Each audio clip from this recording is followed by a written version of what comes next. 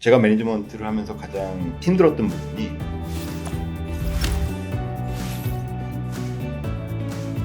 마지막으로 오피스 건물을 저희가 이야기를 해볼 텐데 이거는 또 창고 건물이랑은 좀 다른 분위기였을 것 같아요. 그렇죠. 오피스는 이번 코로나 사태 때 좀 안 좋았죠. 네. 그 많은 분들이 재택근무를 하시면서 그렇죠. 오피스 수요 자체가 많이 줄었습니다. 그래서 지금 오피스 공실률이 25년 기록으로 최고로 높은 상황이에요. 네. 그래서 지금 공실률이 LA 지역에 한 15% 가까이 15%나. 예, 네. 보통 한 10에서 11, 2% 왔다 갔다 했었는데 네. 15% 정도 올라간 상황이고 앞으로도 공실률이 좀 많이 떨어질 찬스는 없어 보이는 게 전망이에요.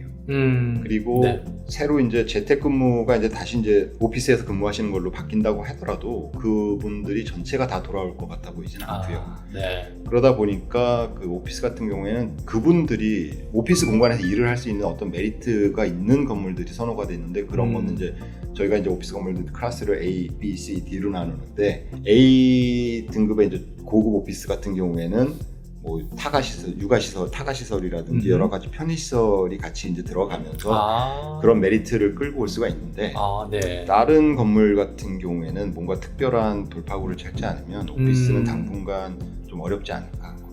밑에 굉장히 뭐 맛있는 맛집이라든지 그렇죠. 뭐 매점이 좋다 뭐 이러면 또 메리트가 좀 있겠지만 네. 근데 또 LA 지역은 네. 다른 대도시에 비해서 오피스가 많이 분산되어 있는 도시예요.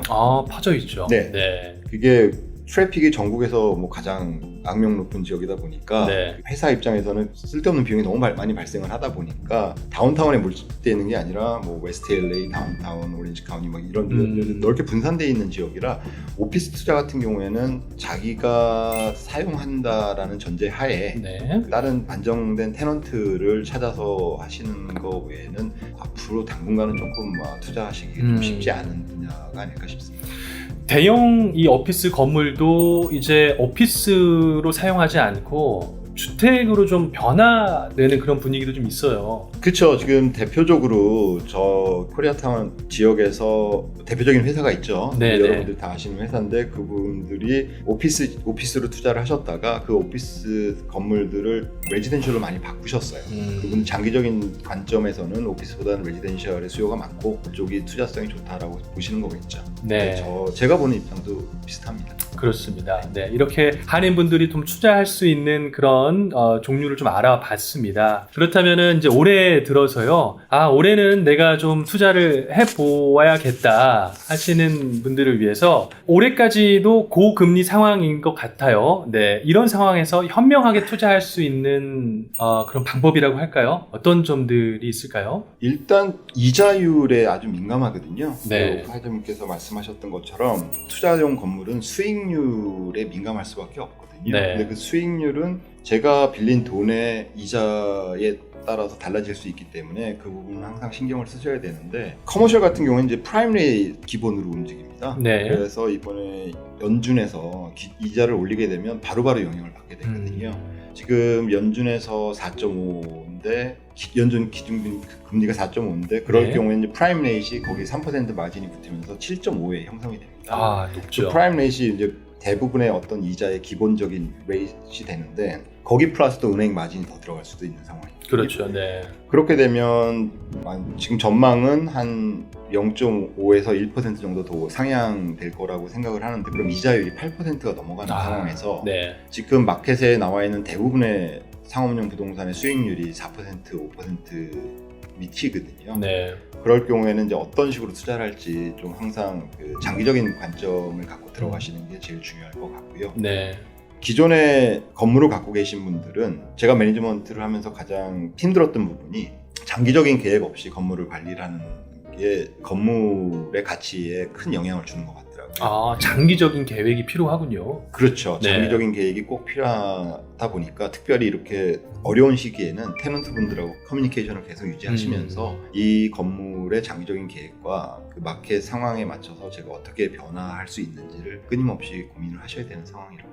건물을 지금 소유하고 계시는 분들 입장으로서는 올해 좀 이거를 가지고 계시는 게 좀 나을까요? 아니면 뭐 상황별로 다 다르겠지만 네, 어떨까요? 또 좋은 질문을 하셨는데요. 네네. 그 상업용 건물은 주택하고 다르게 그 융자 만기 기간이 짧습니다. 네. 주택은 30년 고정이면 30년 동안 계속 같은 이자율로 진행이 될 수 있는데 상업용 건물 같은 경우에는 20년 상환 계획에 5년 또는 7년의 만기가 돌아오는 그 융자 프로그램이 대부분이에요. 네. 그러니까 2018년, 19년도에 그 융자를 받으셨던 분들은 이제 조만간 이제 만기 상환이 만기가 돌아오고 되죠. 그럴 경우에 그때 당시에 이자가 뭐 한 4%, 5% 그 전이었는데 지금 만약에 재융자를 받으신다 그러면 그게 뭐 얼마나 받을지는 제가 뭐 그때 상황에 따라 다르겠지만 일단 비용이 많이 올라가는 상황이에요. 그렇죠. 네. 그리고 또 은행이 재융자를 해줄지 안 해줄지에 대한 문제가 생길 수도 있거든요. 네. 그러니까 재융자가 다가오시는 분들은 한 6개월 내지 1년 전부터 좀 거기에 대해서 대비를 하시면서 이 건물의 방향성을 어디로 끌고 갈 건지 아주 좀 고민을 하셔야 되고 이럴 경우에는 특히 전문가의 조언을 많이 받으셔서 재산상의 손해가 안 보실 수 있도록 그렇게 계획을 세우셔야 될 것 같습니다. 그렇습니다. 네.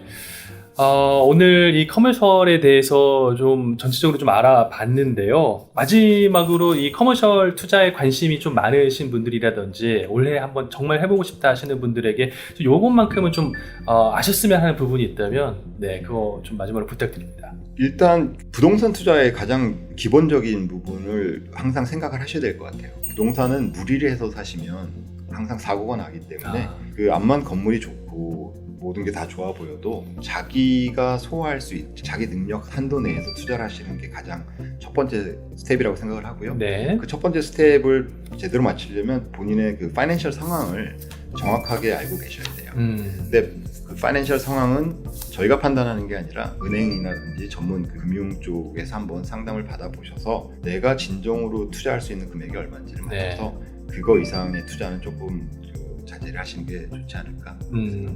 네, 감사합니다. 오늘 정말 커머셜에 대해서 몇 가지 알아봤는데요. 좀 자세한 내용은 다음에 또 커머셜 편을 만들어서 디테일하게 이야기 나눠보도록 하겠습니다. 네, 오늘 불러주셔서 감사합니다. 네, 감사합니다.